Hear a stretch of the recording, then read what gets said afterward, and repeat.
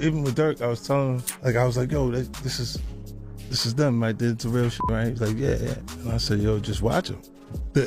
The internet detectives have just uncovered a sinister plot by OTF killers, and it all started with a revelation by none other than 50 Cent. Even with DK, I was telling him I was like, yo, this is them, right? They're a real, __. Right, like, yeah, and I said, yo, just watch him. His group in a recently surfaced interview has revealed that an incident that saw Durk and his girlfriend almost lose their lives was an inside job. Did they ever figure out who was behind that had to be inside job? The details of what happened are shocking, and it seems that Durk's crew have no problem taking him out strapping, because this is a wild one. OTF killers plan Lil Durk's death, although OTF guys would be the last ones to try to harm their boss. The evidence is undeniable. These guys actually tried to rob Durkio. Remember in 2021 when Durk almost got murked at his house? Well, the details of the incident have slowly been seeping through to the internet, and let's just say Durio shouldn't be trusting his OTF homies. DJ Academics broke the story in one of his Twitch livestreams and uncovered some shocking details about what happened. Lil Durk's residence in Atlanta had heavy police presence and was possibly raided due to an investigation about a shooting and other crimes. Academics said during a Twitch livestream they said there was an alleged shooting around where he lived at. This is a gated community. They called him the victim. His neighbors and people that lived in that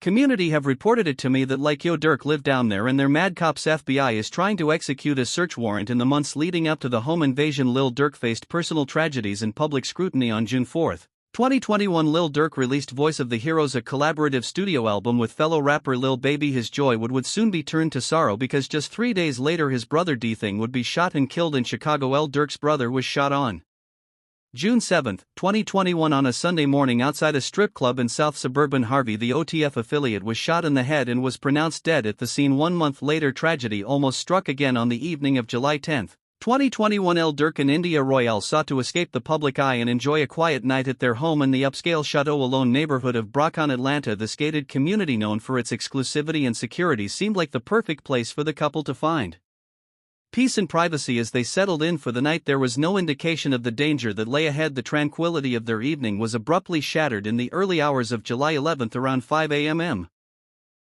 A group of unidentified individuals targeted their residence, forcing their way inside with a boldness that defied the security measures of the gated community. The invasion was sudden and unexpected, catching Lil Durk and India Royale off guard in what should have been the safety of their own home. Upon entry, a shootout ensued. According to the Georgia Bureau of Investigation, the couple exchanged gunfire with the intruders, who managed to flee from the scene before cops arrived. Durio took to the booth immediately to address the situation, and the track "Pissed Me Off" where he rapped, "You ain't get back for your mans you in the club like he ain't dead, Nike ski mask for the the only time you wear it, __.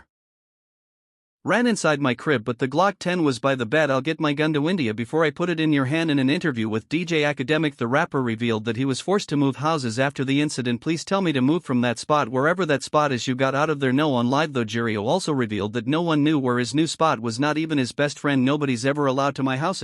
Be my best friend, never been in my house for real, I promise.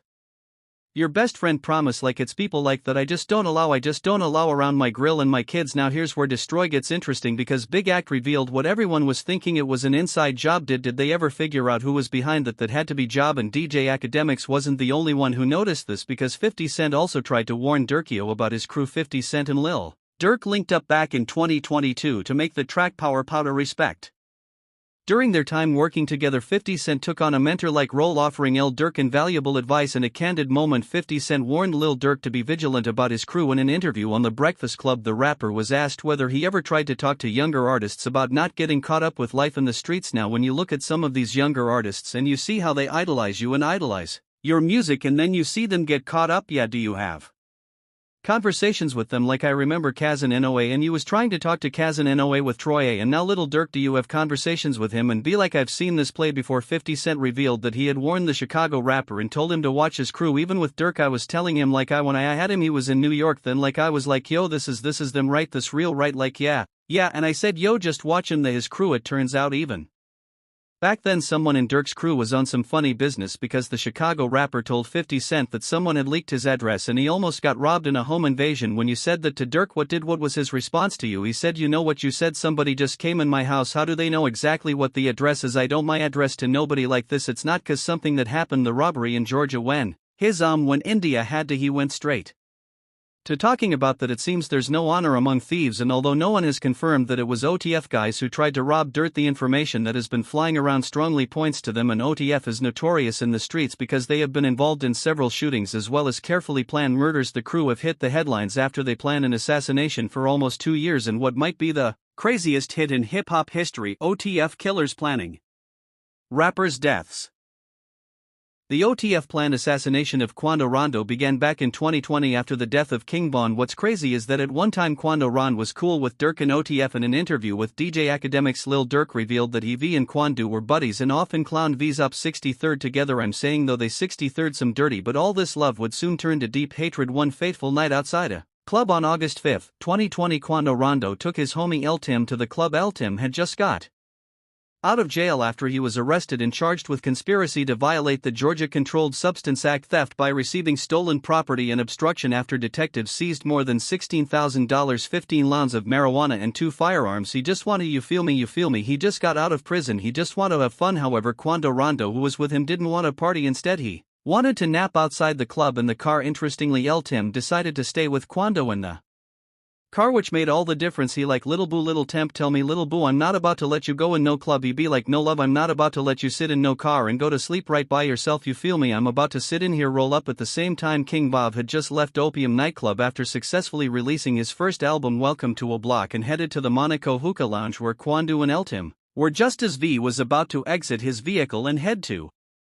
the club. One of his homeboy notified him that he had just seen fellow rapper Quando Rondo in the parking lot. V was out of the car in a split second and headed toward Chu's direction. Quando was now on his way to the club. Vaughn attacked him with a few crew members behind him, knocking him to the ground. Vaughn's guys joined in and started raining blows on Quando as he tried vainly to escape his attackers. In a split second, El Tim appeared from behind their vehicle with a gun in hand and started letting off shots as everyone ran away. V was hit on his torso. 2 off-duty cops who were near the club started letting off shots and shot low Tim. After the dust settled, V's guys pulled up next to him and loaded him into the vehicle before speeding to the nearest hospital. El Tim limped into their vehicle with Quando Rondo and drove to the hospital. As fate would have it, the two groups ended up in the same hospital. Luckily, there was no more violence. Sadly, Vaughn passed away during surgery, according to court documents. Durk started plotting for Chu's death immediately Vaughn was killed. Rumors began to circulate that Durk had placed a bounty on Rondo's head, fueling speculation and fear within the industry. Turns out it was actually true. According to court documents, OTF Jam told cops that after Vaughn's death, Durk used coded language to tell OTF members that he would pay a bounty to anyone who would take part in Kill and Quando Rondo. Durk's cousin DeAndre Wilson also told OTF members that anyone who took